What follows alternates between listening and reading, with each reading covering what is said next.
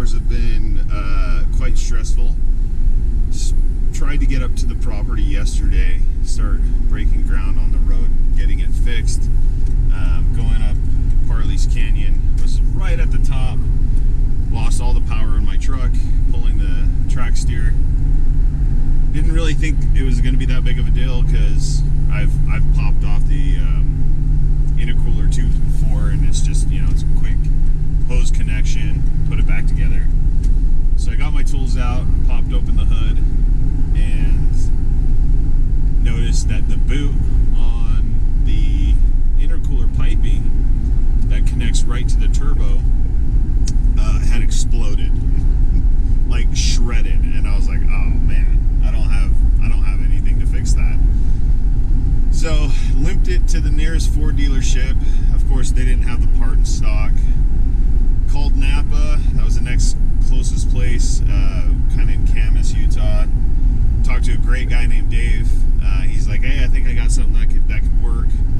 So I ran over there, spent $100 on a silicone tube, probably that big, and it was the right diameter, but it just, so Ford's F350 6.7 liter Power Strokes turbos, I guess it was like a big issue with the intercooler piping popping off because, built's pretty good pressure. And so their design was to have it kind of like a press click. So there's like a flange on the turbo, and then you press it on there and it just clicks right on there. Which is actually pretty smart design because it would be really difficult to get a hose clamp on that turbo housing.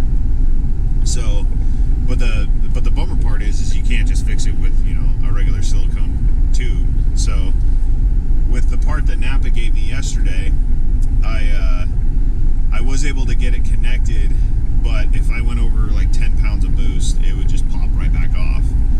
Well, I did get it on, and I was jumping on the freeway. I was actually going to be heading back home because it wasn't, there was no way I was going to be able to pull the next set of hills with no turbo.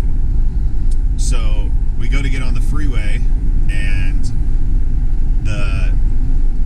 the intercooler piping hose pops off, and you could feel it too, because you start to build pressure, or you start to build boost, and the vehicle starts to pull really, really hard, and then all of a sudden it's no power whatsoever. So I'm on the freeway, and I'm like, oh, okay, it popped off again. I'm just really gonna have to limp this home. And pulling 10,000 pounds with a truck with no turbo is not very fun. So then I start noticing that like my engine, it looks like smoke is coming out of it, and I'm like, what the hell? So I pull over, pop the hood, and it's shooting fuel everywhere. And I'm like, ah! So I panic and I go to hurry up, shut off the truck, and I'm just like flabbergasted as to why now I have a massive fuel leak and it's shooting fuel everywhere. And I looked back at the truck and the trailer, and just driving down the road when that line popped off, it just spit fuel everywhere, all down the side of the truck, all over the windshield, all down the side of the trailer. So I jump up on there and realize that when the intercooler pipe popped off, it came off so quickly that it knocked one of the fuel lines off. And it's one of those ones that are like, you press it on and then you click it, and it's got like a little locking mechanism so you can't get it off very easily. So it must have hit that just perfectly to knock it off. So anyways, I ended up getting it home, limping the truck home after probably like 50 minutes of really, really slow driving. Called all the dealerships in Utah looking for this damn intercooler pipe, and fortunately enough, I talked to the guys at Ford in Draper, and I think the guy's name was Taylor. Super helpful guy. He's like, hey, it looks like they have one in American Fork, and he's like, I have one here. He's like, but we literally just received it today, and he's like, somebody had to order it. He's like, so I can't sell it to you. He's like, but I'll track you one down. And sure as shit, he really did. He found one in American Fork. I was like, what time do they open? He's like, 8 o'clock. I'm like, I'll be there at 8 o'clock. So I just went and picked it up, and we're back in business. So I'm going to run home, slap this pipe on, jump in my truck, and head up there so I can do some work today.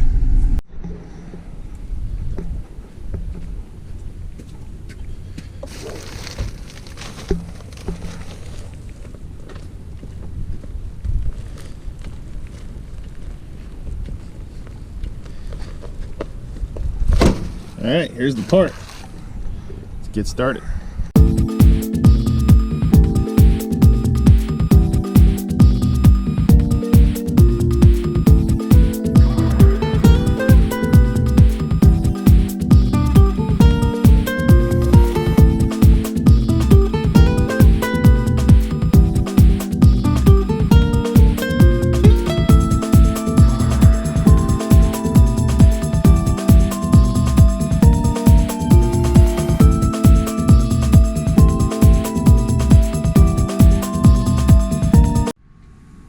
Okay, so we're back in business.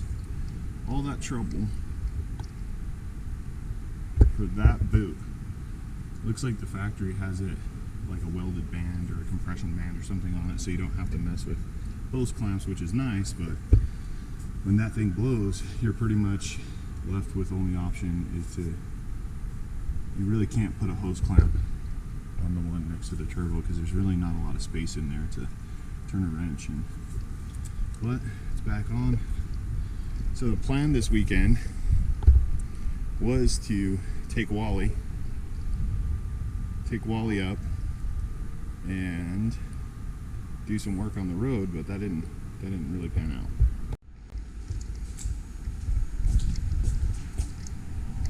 Okay, so here is my 2014 New Holland track steer 238.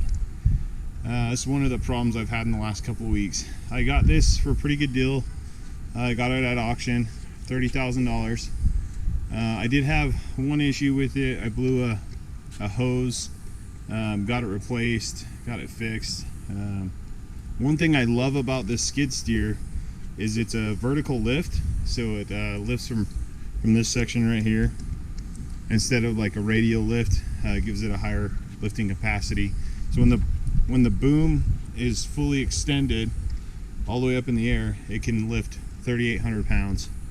That's what the 38 on 238 stands for. So one of the issues I've had with this machine, it just recently came up and it's been extremely frustrating, is it's now in D rate, which means it's operating at a limited capacity because of the, I think it's the EGR, the exhaust gas recirculation. Not that the EGR is bad itself. The code that it's throwing right now is because it's got a short in it. So I've done some research and I found out that these New Hollands typically have wiring issues. Kind of going through the wiring harness, I can see why. Just their engineering and their placement of these was just really bad. But I think this is a really good machine. I think it's very powerful, and I've enjoyed using it for the short time that I have had it. So I did decide to take this to the dealership, and I do want to express my frustrations with dealerships and just repair facilities in general. So now, mind you, that this is an older machine. It's been, it's been beat up, but I just needed it to move dirt on my property, so I didn't have really high expectations of running like high flow attachments or anything like that. But so I dropped it off. I told him what the issue was. The technician went through and decided to kind of pick this thing apart and recommend replacing a whole bunch of stuff. So my biggest issue with this is the amount that they wanted to charge for this repair. So the total the total amount, I don't know if you can see that, $13,000. $13,000. Okay, so mind you, they know they have a skill, they've got the tools to do something that I can't do. However, they did itemize this entire repair order. Mind you, they wanted to charge an hourly rate for each individual item. For example, we could pop up this back hood. That took what, 1.2 seconds. Open that door, 1.5 seconds. That right there is the hydraulic filter. So they wanted to charge $202 to replace that filter. Now you're thinking, oh, okay, that's the cost of a filter, these things are expensive. No. They wanted to charge $100 for the filter and Oh, excuse me. No, they only wanted to charge $100 to replace it, but the filter was $132. I'm like, that literally takes what, 2 minutes, and they want to charge $100. Okay, that's a bit of an issue. There was a gasket on the hydrostatic drive. The gasket itself was $26.50. Now, that gasket's easy, very easy to get to. 5 bolts, I think they were 14 millimeter bolts. They wanted to charge $201 to replace it and $26.50 for the gasket. $130 for the belts, $200 to replace it, $77 for a coolant flush, $200 to replace the coolant. Now, mind you, they just kind of picked this thing apart. And I said, look, I just wanted to get it running. I do know it needs tracks. They wanted to charge $3,000 for tracks. I was like, I don't really need tracks right now. I mean, I know they're kind of in bad shape. They're not in the best of shape. But where I'm running this machine, the track, it's super soft dirt. So these tracks would probably last me like another year or two, you know, max. Like, so the biggest discrepancy or the biggest repair on this machine is really what bothered me. So instead of finding the issue within the wiring harness, their recommendation was to replace the wiring harness. Now, on these units, as there are with any piece of equipment, machines don't just have one wiring harness. There's several wiring harnesses. So the parts to replace the entire wiring harness for this machine, $4,991, and then $2,400 to repair it in labor. And I was like, okay, that's my issue right there. So instead of spending time to go through, find the wire that needs to be replaced or that's shorted out, their recommendation was to replace the entire thing. Now, I spoke with the service writer and I said, okay, let's disregard all of the other items that need to be fixed, right? The tracks, the hydraulic filter, this, that, whatever. Let's just go down to just getting this thing running.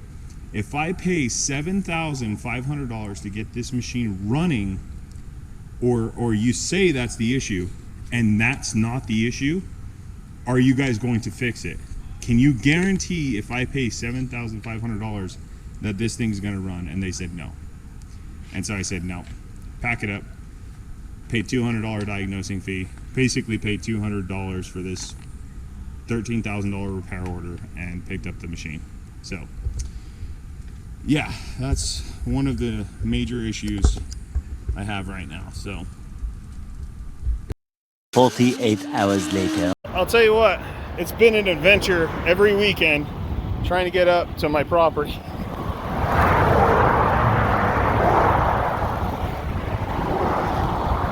I don't know if you could see it, but I blew right up there, pulled off as soon as possible. Luckily, I brought all my tools with me just in case, but trying to get this spare down is going to be a little bit tricky, so let's get to work. So this is where we're at. My jack is just slightly too big to get underneath this freaking thing, so luckily I have a hydraulic jack to lift my truck. So let's see how this goes. Yeah, hopefully that doesn't break, because if it does, I'm screwed. So that's a pretty good hydraulic jack. I just got to go a little higher because the tire still can't fit on. All right, that works pretty freaking good. So if you ever need to change a tire, just get a $70,000 piece of equipment, and it makes it relatively easy. Okay.